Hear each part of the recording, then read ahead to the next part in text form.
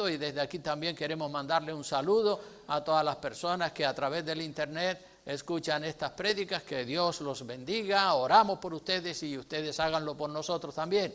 Así que examinadlo todo, examinadlo todo. Esto lo dice el apóstol Pablo, lo dice Jesucristo, y tantos personajes de la Biblia nos hablan acerca de que tenemos que examinar todas las cosas, todos los sentimientos, los pensamientos, las creencias, porque estamos viviendo en un mundo donde hay mucha confusión en aspectos doctrinales, en creencias, en opiniones de todo tipo, diversos criterios. La gente, cada persona es un mundo y cada persona tiende a formarse su propia religión, su propio credo, pero eso no sirve para nada. El único credo, la única religión que vale es la que el Señor nos muestra en su santa palabra. Así que, hermanos, cuando leemos la Biblia siempre encontramos exhortaciones a hacer un examen minucioso de las doctrinas para no vivir en un engaño. Vean lo que dice Primera de Tesalonicenses capítulo 5, versículo 21. Vamos a leerlo todos juntos, es muy fácil. Dice 5:21, dice: examinadlo todo y retened lo bueno. Examinadlo todo y retened lo bueno. Lo malo lo desechamos, obviamente, no lo podemos mantener. Y si miramos lo que dijo el Señor Jesucristo en el Evangelio según San Juan, capítulo 5, versículo 39, pues también vemos que el Señor nos deja claro ese concepto de examinar las cosas, de escudriñar bien la palabra de Dios. San Juan capítulo 5, versículo 39, dice así la Escritura. Dice, vamos a leerlo todo juntos, por si tiene la Biblia en la mano, es bueno que usted lo lea para que también usted oiga su propia voz. Dice: escudriñad las Escrituras, porque a vosotros os parece que en ellas tenéis la vida eterna. Y ellas, las Escrituras, son las que dan testimonio de mí. Las Escrituras son las que dan testimonio de Jesucristo. Así que las Escrituras, la Biblia, es la fuente más fidedigna, la fuente más segura. Las Escrituras no mienten, hermano. Los hombres que no tienen temor de Dios, ellos sí que mienten una y otra vez. Entonces, ¿cómo se sabe si un predicador miente o si un predicador dice y predica la verdad y la sana doctrina? Pues no es tan difícil. Si predica el total de la Biblia, el 100% de la Biblia, sin quitar y sin poner, como dice Apocalipsis 22, versículo 19, ya saben ustedes lo que dice ese versículo, que también es un verso muy conocido de la iglesia del Señor. Allí en Apocalipsis 22, 19 dice: si alguno quitare de las palabras del libro de esta profecía, Dios quitará su parte del libro de la vida y de la santa ciudad y de las cosas que están escritas en este libro. En otras palabras, eso también lo dicen los libros de la ley de Moisés: no añadirás y no quitarás absolutamente nada de lo que Dios ha dicho, porque añadir o quitar es como decir que Dios se equivocó. Si añades algo es como decirle: Dios, te olvidaste de esto. Y si quitas, es como que decirle: Dios, aquí te pasaste de la raya. Así que no añadirás, no quitarás. Apocalipsis 22, también verso 19, te lo dice claramente, que el que le quite o le ponga, su parte será quitada del libro de la vida. Y es por eso que nosotros tenemos que tener mucho cuidado con lo que creemos. Hay personas que dicen: no importa lo que crea, lo importante es el amor. Claro que sí, lo importante es el amor, pero lo que creemos también es muy importante, porque podemos tener un credo distorsionado, un credo que no es verdadero, y creemos que con ese credo vamos a entrar al reino de los cielos, y después resulta que nos llevamos la sorpresa desagradable. Así que si quita doctrinas, si ese predicador quita doctrinas, si distorsiona el texto, si lo malinterpreta, pues ese predicador está diciendo mentiras, no está predicando el 100% de la palabra de Dios. Y tenemos que estar, hermanos, siempre con la Biblia en la mano, estudiándola, escudriñándola, para estar seguros de que lo que creemos es sana doctrina, 100%. Aleluya. Esto lo hacían los hermanos de la iglesia de Berea en el Nuevo Testamento, en el libro de Hechos de los Apóstoles. Vamos a Hechos de los Apóstoles, capítulo 17, para que veamos que el apóstol Pablo iba por los diferentes pueblos predicando y hablando de Jesucristo. Y Pablo había sido un judío fanático, el apóstol Pablo, ¿verdad? Pero llegaba a un pueblo y la gente, porque a donde primero él iba cuando llegaba a los diferentes pueblos, era a las sinagogas de los judíos, porque esos ya tenían la base de la ley de Moisés. Y entonces él, el apóstol Pablo, utilizando la base de la ley de Moisés, de la Torá, le predicaba a los judíos. En algunos pueblos, en Tesalónica, por ejemplo, casi lo matan por decir lo que dijo acerca de Jesucristo. Y entonces tuvo que huir, y huyendo llegó a otro pueblo que se llamaba Berea. Y esto lo tenemos, como dije, en el libro de Hechos, capítulo 17, versículo 10 en adelante. Dice: inmediatamente los hermanos enviaron de noche a Pablo y a Silas hasta Berea. Estaba en Tesalónica, pero lo enviaron hasta Berea. Dice: vete de aquí, porque si no esta gente te matan. Porque los de Tesalónica no eran sensibles a la palabra de Dios, sino querían mantener la tradición y nada más. Entonces lo enviaron de noche a Pablo y a Silas, y llegó a Berea. Y ellos, dice que habiendo llegado, entraron, Pablo y Silas, habiendo llegado, entraron en la sinagoga de los judíos. Obviamente a donde primero iban era a la sinagoga, porque allí estaban sus compatriotas y sus paisanos y querían predicarle a Jesucristo.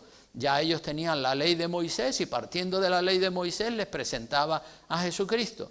Y estos, dice en el versículo 11, estos eran más nobles que los que estaban en Tesalónica. Estos judíos que estaban en Berea eran más nobles que los que estaban en Tesalónica, pues recibieron la palabra con toda solicitud. ¿Y qué más dice? Escudriñando, ¿de cuando en cuando? Cada día. ¿Qué cosa? Las escrituras del Viejo Testamento, que era lo que tenían en esa época. Las escrituras se refería a la ley de Moisés. Escudriñando las escrituras, investigando, leyendo, averiguando, preguntándose, haciéndose preguntas. Dice, para ver si estas cosas eran así. Si eran así como decía Pablo. Porque lo que decía Pablo para los judíos, eso era nuevo. Pero como Pablo decía, es que eso está en la ley de Moisés. ¿Cómo es posible? Sí, vamos aquí, vamos allá, vamos a Deuteronomio, vamos aquí, vamos a los profetas. Y entonces los iba convenciendo con lo que ya estaba escrito. Así que las escrituras son las que dan testimonio de mí, dijo Jesucristo, ¿verdad? Entonces Pablo sabía que llevándolos a las escrituras y que las interpretaran bien y que las leyeran como Dios manda, pues iban a aceptar a Jesucristo, porque de Jesucristo estaba hablando en los profetas y en la ley de Moisés.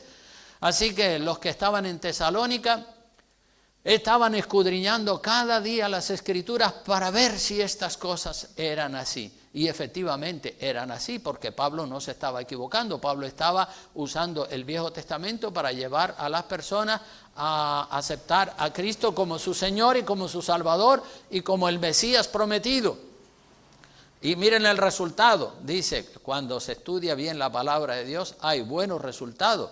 Dice en el verso 12, así que creyeron muchos de ellos, y mujeres cristianas y mujeres griegas de distinción, y no pocos hombres. O sea que, bueno, el Señor hizo una obra tremenda ahí, y qué bueno Pablo cómo usaba las escrituras del Viejo Testamento para que los judíos que estaban reticentes y que no habían aceptado a Jesucristo todavía, para que lo pudieran aceptar. Entonces, hermanos, estamos hablando de examinarlo todo. escudriñar las Escrituras, retener lo bueno, como dice Primera de Tesalonicenses y como dice Juan 5:39, y que no se le puede quitar, que no se le puede añadir a la palabra de Dios, porque la palabra es pura y es perfecta.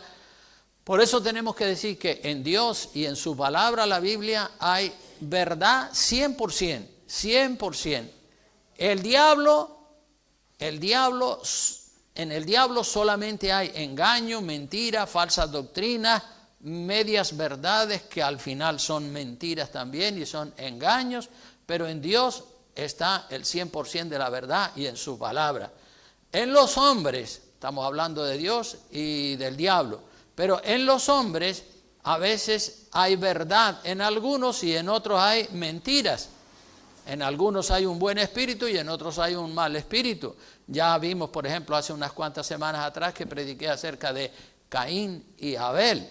Vimos que Caín era del diablo y amaba la mentira y el odio y el crimen y todo lo demás. Abel era un hombre de Dios.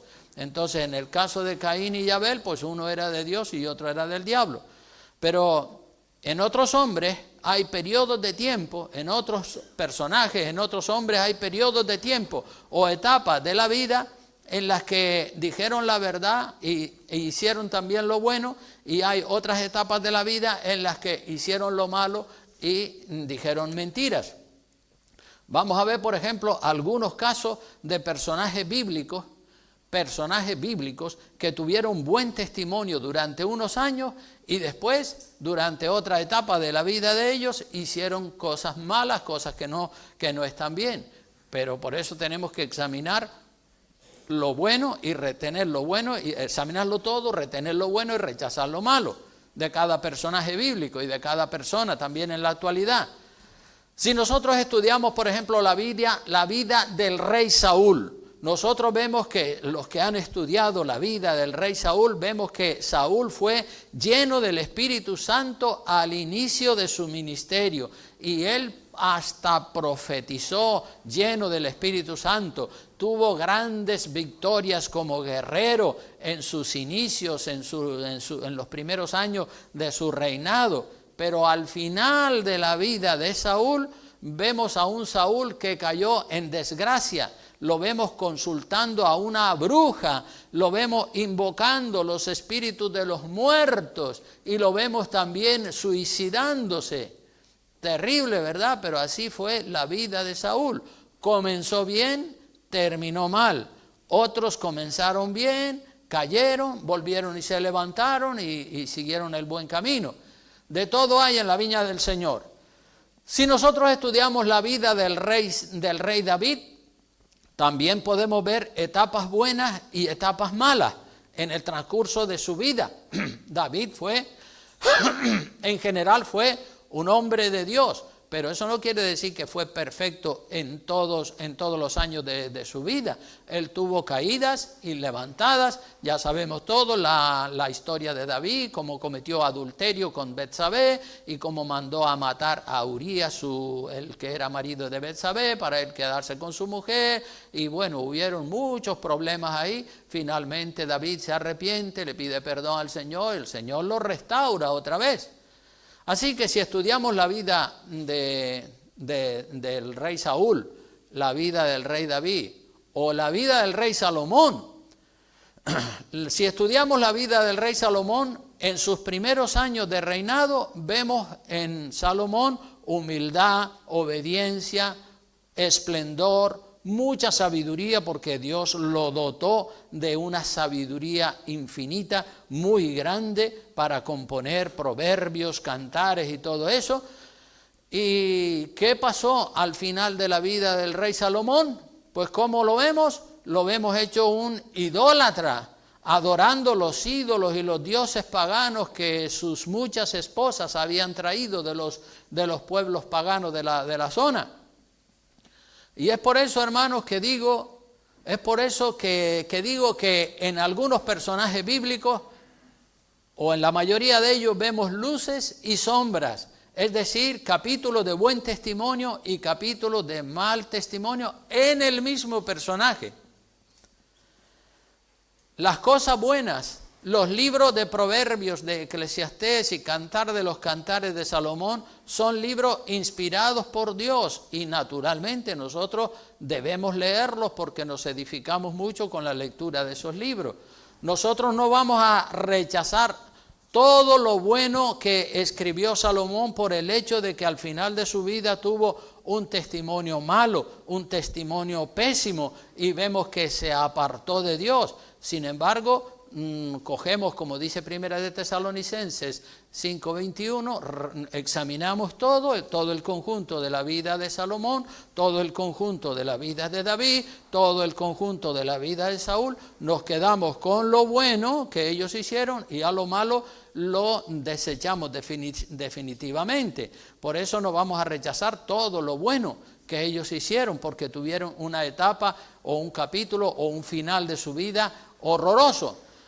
Examinamos la vida de Salomón y nos quedamos con lo bueno y rechazamos lo malo, ¿verdad?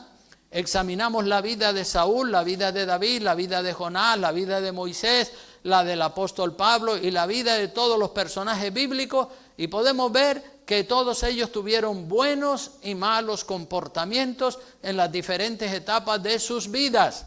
¿No es así? ¿Cuántos dicen amén? Pero siempre retenemos lo bueno, nos quedamos con lo bueno que ellos hicieron, con lo bueno que ellos dijeron y rechazamos lo malo. Nosotros no juzgamos al personaje bíblico, eso lo hará Dios. Dios es el que juzgará las obras del personaje, podemos decir esta obra fue buena y esta obra también, y luego al personaje ese lo juzgará Dios. Nosotros no somos nadie para juzgar a los personajes de la Biblia, ni los personajes en la actualidad, los famosos o quienes sean. Sí podemos decir eso que dijo, eso que hizo es una falsa doctrina, esto está bien, esto está mal. Juzgamos la obra, no el personaje. Lo mismo que hacemos con los personajes de la Biblia es lo que debemos de hacer con los personajes y con los predicadores y cantantes de nuestra época, porque hay muchos que predican y muchos que cantan.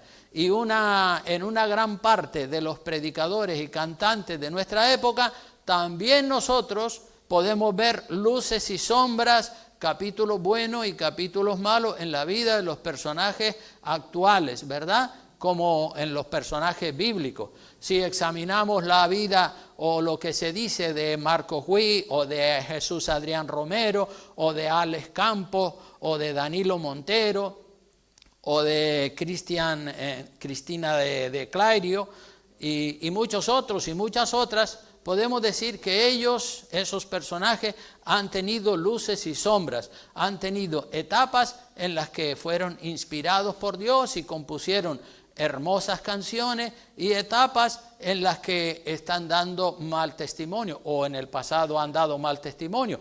Esos personajes, igual que le pasó a David, pueden caer y tener una etapa en la que están por el suelo y después pueden levantarse o pueden seguir caídos definitivamente. Solo Dios sabe y la persona es la que decide si se levanta una vez que ha caído o si permanece caído definitivamente. Nosotros nos quedamos con las cosas buenas que han hecho. Todos los personajes de la Biblia y los personajes actuales nos quedamos con las cosas buenas que han hecho, como dice Primera de Tesalonicenses, examinamos todo, retenemos lo bueno y lo malo, lo dejamos ahí, que sea Dios el que juzga. Al cantante, al predicador, lo juzgará Dios, no nosotros. La obra de ellos sí la podemos juzgar y decir esto me parece bien, esto me parece mal, porque la Biblia nos enseña esto y esto, y eso que ha dicho o que ha predicado se contradice con lo que dice la palabra de Dios. Así que nosotros lo que juzgamos es la obra, no al personaje que compuso la obra. La obra de sabiduría de Salomón son sus libros, ¿verdad? Ahí tenemos la obra de Salomón. ¿Dónde? Pues en el libro de Proverbios, en el libro de Eclesiastés y en el libro de Cantar de los Cantares. Ahí vemos la obra de Salomón. Sabemos que Salomón terminó mal, pero en sus libros vemos muchas enseñanzas inspiradas por Dios que son maravillosas. Esos libros son maravillosos y nosotros recibimos toda esa enseñanza. Y lo mismo hacemos con las canciones que cantamos en la iglesia. Examinamos la obra, es decir, examinamos el mensaje que contiene la canción, examinamos el ritmo y examinamos la letra, y si todo está bien, pues lo usamos, si no está bien, pues lo quitamos. Eso no quiere decir que estamos de acuerdo con el mal testimonio que pueda tener el cantante que compuso tal canción. Obviamente no estamos de acuerdo con lo malo, pero como dije anteriormente, en Dios encontramos 100% verdad, en el diablo 100% mentira, pero en los hombres, ¿qué encontramos? ¿Verdad al 100% o mentira al 100%? No, en los hombres encontramos ambas cosas. En los hombres encontramos etapas buenas y etapas malas. Dios es el que juzgará a todas esas personas.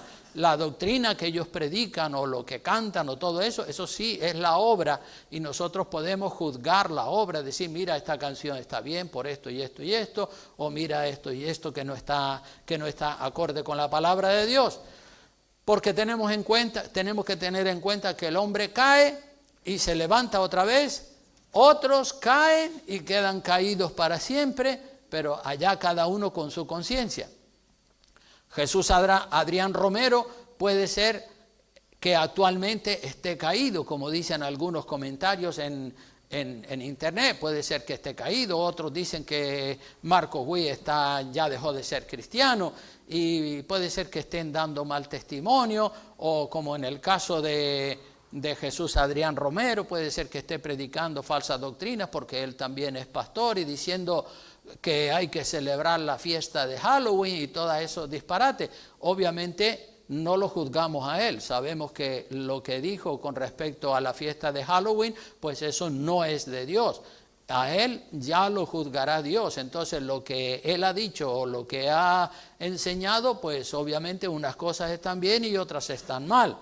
Así que tenemos que orar por todos los personajes, ¿verdad? Igual que oramos por nuestros hijos y por nuestros familiares cuando uno de nuestros hijos o de nuestros familiares cae o comete una torpeza o comete un error. ¿Qué tenemos que hacer nosotros? Orar, que Dios lo levante, que Dios le hable, que Dios lo trate, que la persona se vuelva humilde. Lo mismo tenemos que hacer con los famosos, con los cantantes y con los predicadores. Obviamente da cierto malestar y cierto coraje santo cuando uno ve como Jesús Adrián Romero, por ejemplo, predica de que sí, que hay que celebrar la fiesta de Halloween. Claro, malestar y rechazo frontal a eso, ¿verdad? Pero tiene otras cosas que están buenas. Entonces nosotros juzgamos la obra, pero al obrero, al personaje, lo juzgará Dios. Así que tenemos que orar por él para que se arrepienta, porque quién sabe si se arrepiente. Puede ser que sí, puede ser que no. En el caso de los personajes bíblicos vemos que algunos se arrepintieron, otros se suicidaron, como el caso de Judas. No llegó a arrepentirse. David tuvo un capítulo malo, se arrepintió y Dios lo restauró. Obviamente tuvo que pagar las consecuencias. Saúl, pues vemos que él mismo terminó suicidándose. Y así vemos la vida de muchos personajes. El hombre cae, se levanta y vuelve a caer. Unos quedan caídos definitivamente y otros se levantan, porque en el ser humano está la verdad y la mentira. Y tenemos etapas buenas y tenemos etapas malas. En Dios todo es verdad, pureza y santidad. En el diablo todo es mentira, odio, engaño, etcétera, etcétera. Así que tenemos que orar para que el Señor toque fuertemente a todas esas personas, a todos esos predicadores que no están predicando la sana doctrina.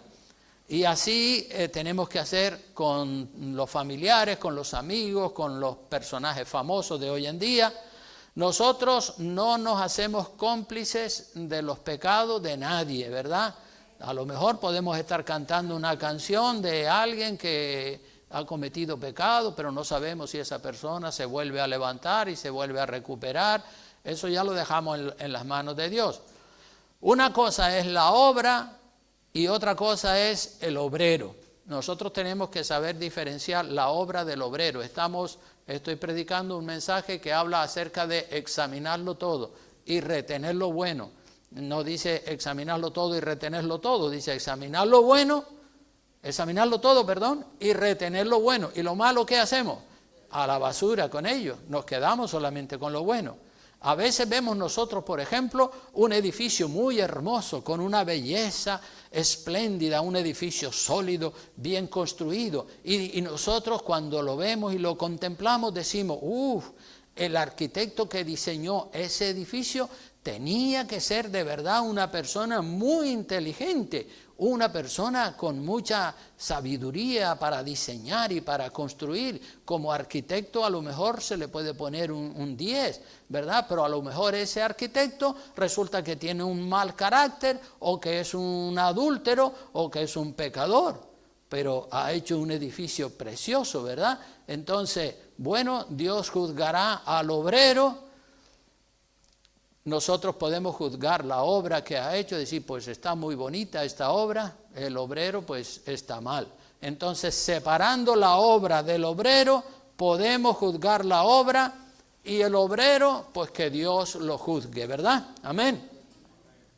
La Biblia dice que Dios le da dones. Dios le da dones a los hombres, ya saben ustedes, eso lo hemos predicado aquí en numerosas ocasiones, don de ciencia, don de profecía, dones de sanidades, dones de discernimiento, de hacer milagros, etcétera, etcétera, etcétera. Y cuando Dios le da un don a una persona, a un creyente, pues al mismo tiempo lo hace responsable de la administración de ese don. Si Dios te da el don de sanidad, tú eres responsable de usarlo bien para la gloria de Dios.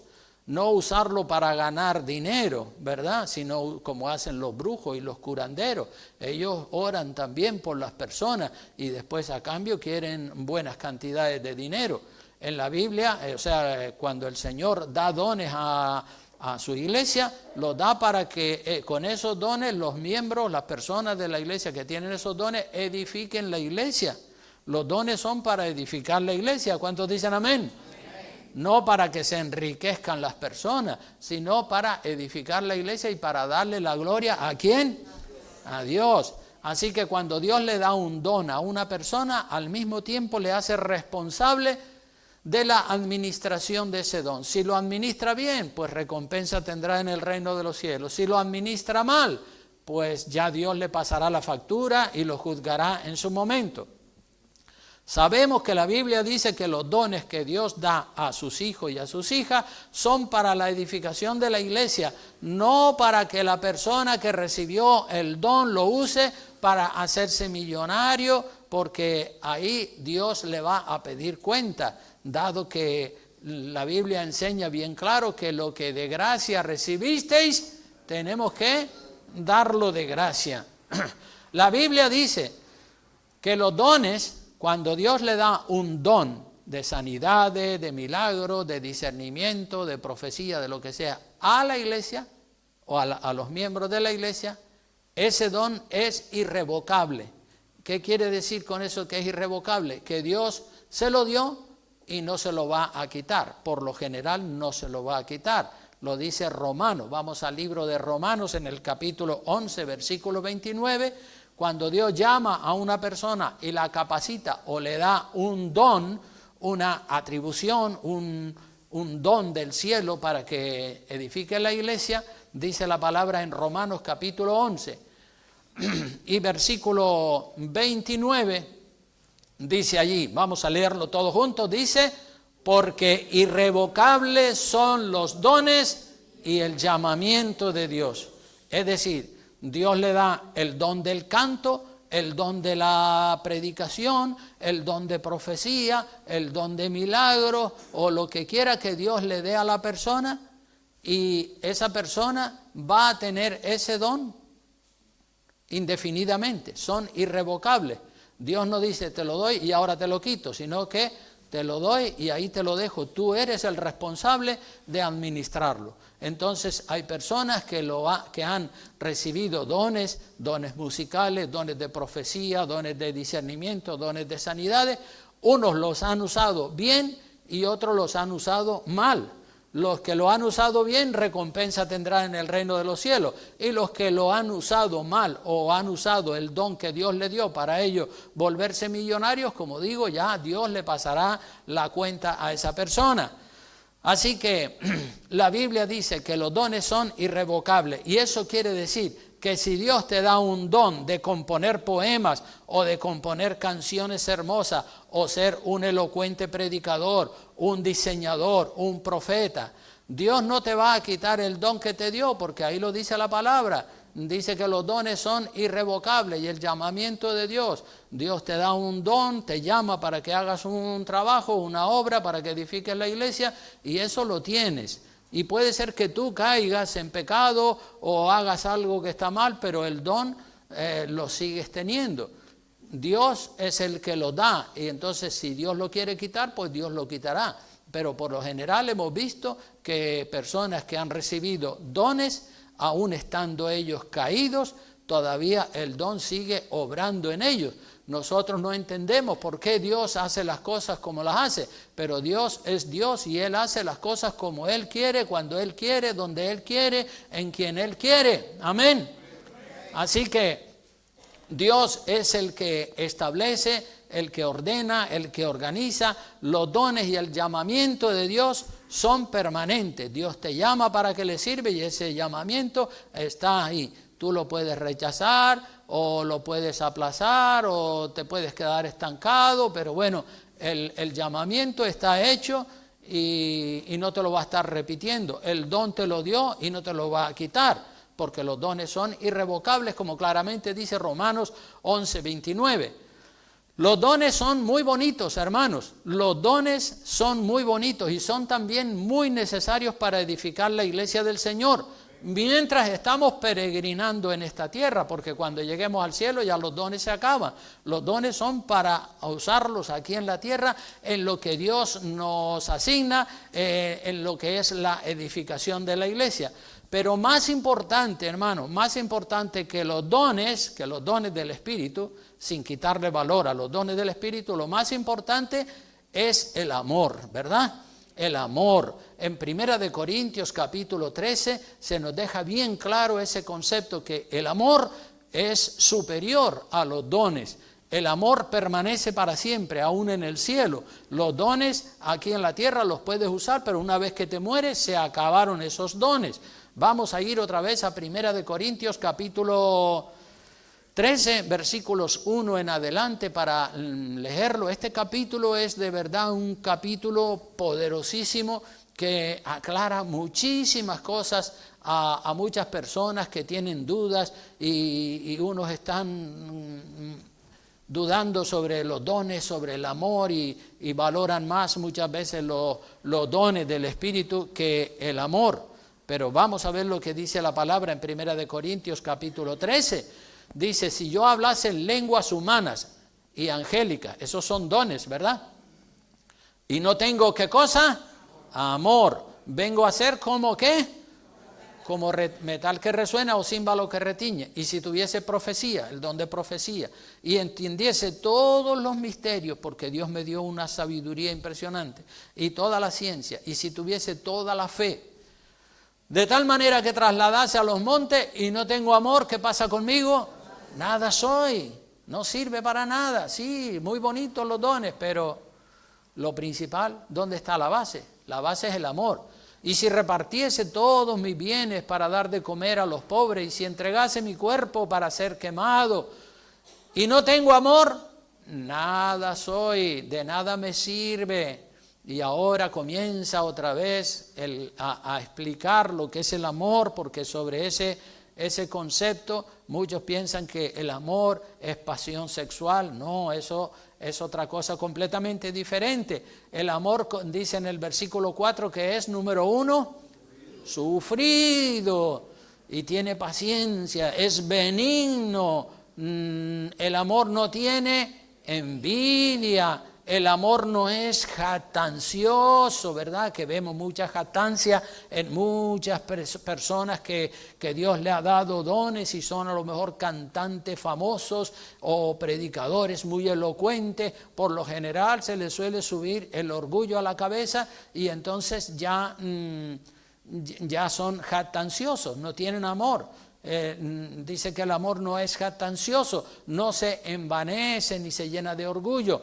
También el amor dice que no es indecoroso, que no busca lo suyo, que no se irrita, que no guarda rencor, que no se goza de la injusticia, mas se goza de la verdad.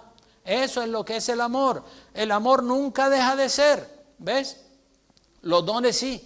Los dones se acaban con la muerte de la persona, el don musical que tenía, el talento que tenía, la sabiduría, la elocuencia que tenía, todo eso se acaba, pero el amor permanece para siempre en el reino de los cielos. El amor nunca deja de ser, pero las profecías se acabarán y cesarán las lenguas y la ciencia acabará.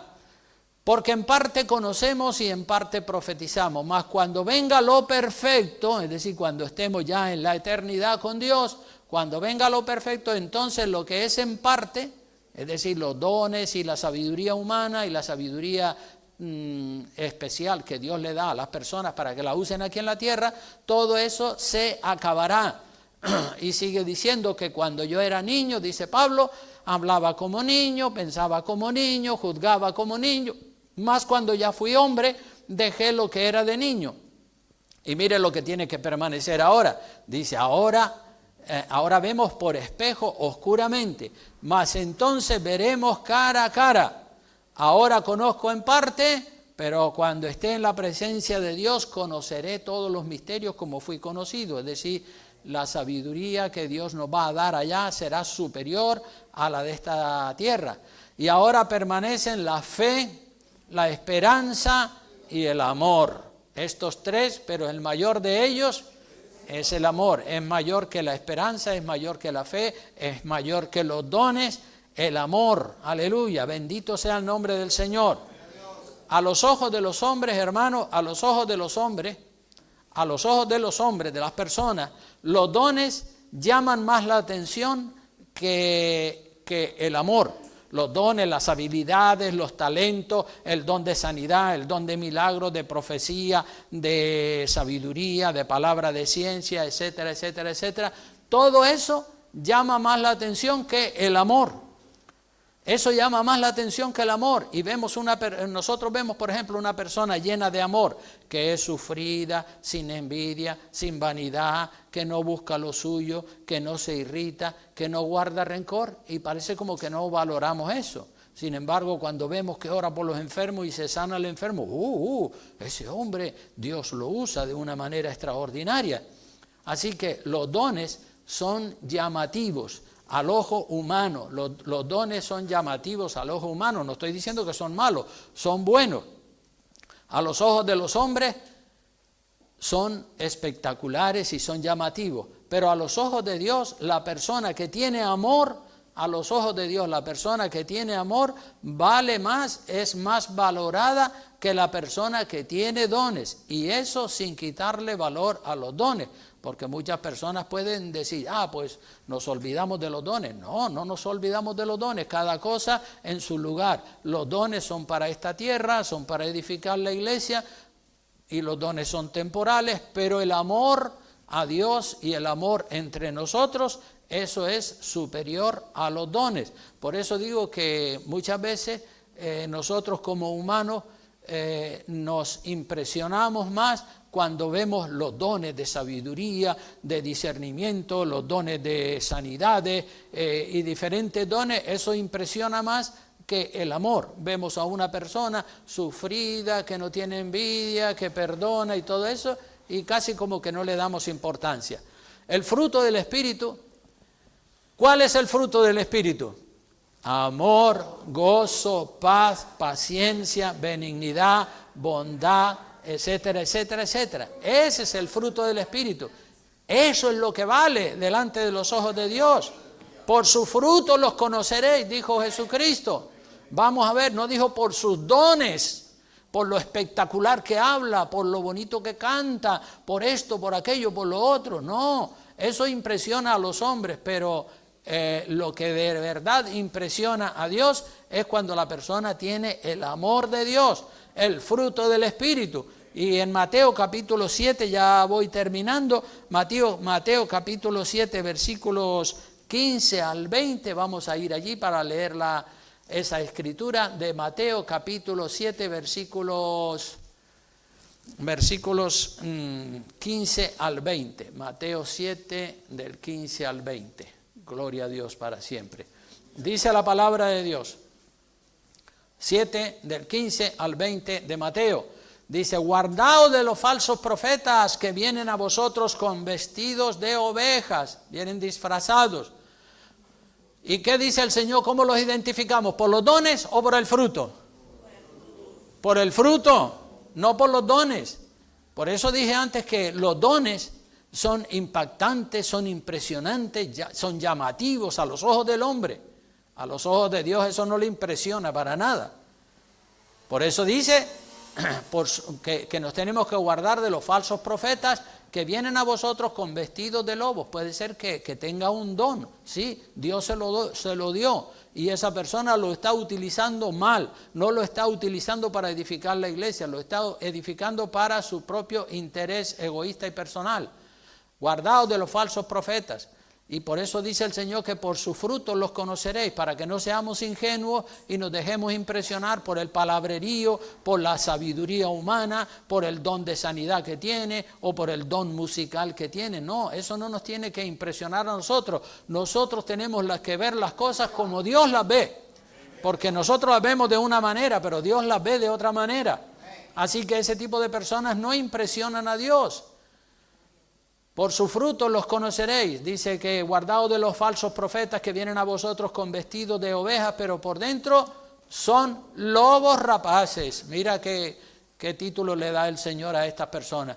Y ahí deja bien claro el Señor, esto no falla.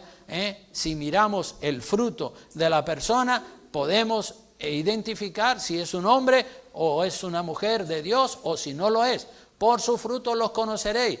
¿Acaso se recogen uvas de los espinos o higos de los abrojos? Así, todo buen árbol da buenos frutos, pero el árbol malo da frutos malos. No puede el buen árbol dar malos frutos, ni el árbol malo dar frutos buenos. Y dice, todo árbol, y aquí es donde está la palabra árbol, podemos poner toda persona, ¿verdad? Toda persona que no da buen fruto, que dice, es cortado y echado en el fuego del infierno, obviamente. Así que, otra vez remarca el Señor ese concepto para que lo tengamos bien claro, porque hay personas que pueden ser ungidos y tener dones y después estar dando un testimonio pésimo. Por su fruto los conoceréis, no por sus dones. No todo, sigue diciendo en el verso 21, que no todo el que me dice Señor, Señor entrará en el reino de los cielos, sino ¿quién es el que entra en el reino de los cielos? El que hace la voluntad de Dios. No es el palabrero que tiene una elocuencia, no es el palabrero que dice Señor, Señor, bla, bla, bla, bla, bla, bla. Lo que nos da la entrada en el reino de los cielos es los hechos, ¿verdad?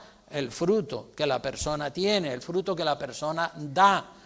Muchos me dirán, dice el verso 22, dice, muchos me dirán en aquel día, Señor, Señor, ¿cómo es que nos mandas para el infierno? Pero no profetizamos en tu nombre y en tu nombre echamos fuera, no profetizamos en tu nombre y en tu nombre echamos fuera demonios y en tu nombre, sí, lo hicieron.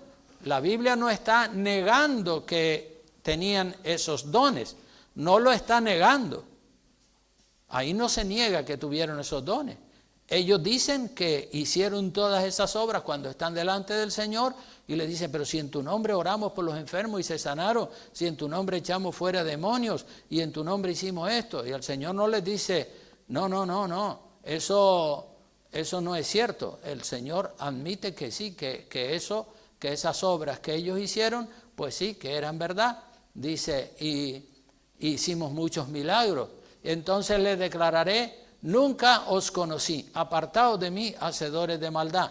¿Por qué? Porque en su momento puede ser que Dios le dio el don a ese hombre o a esa mujer, y al principio lo usó bien, y después se apartó, siguió con el don, porque la Biblia dice que los dones, ¿cómo son?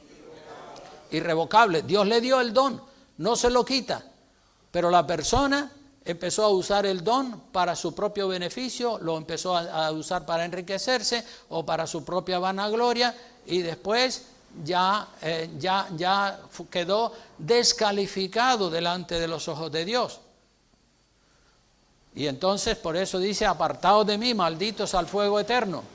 Así que tener dones es bueno si se usan para la gloria de Dios, si se usan para edificar la iglesia, pero si no se usan como Dios manda, entonces la sentencia es, apartaos de mí, malditos, o apartaos de mí, nunca os conocí, apartaos de mí, hacedores de maldad. Hicieron la maldad con el don que Dios les había dado.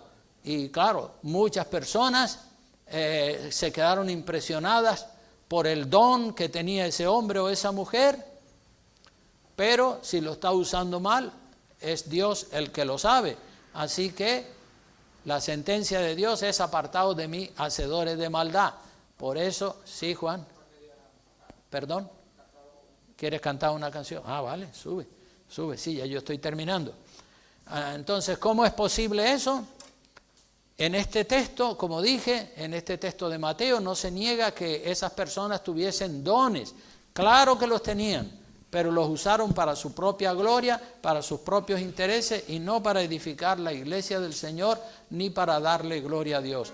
Por eso, hermanos, por sus frutos, volvemos a lo que dijo el Señor, por sus frutos los conoceréis, no por los dones. Ah, pero mira cómo Dios lo usa.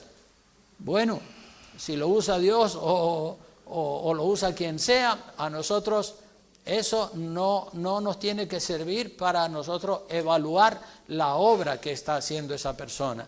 Por eso separamos la obra del obrero y así juzgamos las cosas con sabiduría, porque la Biblia dice, examinadlo todo, retened lo bueno, así que todo pensamiento tiene que ser objeto de un estudio a fondo para que no caigamos en las trampas del enemigo. Pues vamos a terminar el culto poniéndonos en pie y dándole gloria a Dios, hermanos, y ahí queda eso. Examinarlo todo y retener lo bueno, con mucha sabiduría, con la base y el fundamento de la palabra de Dios.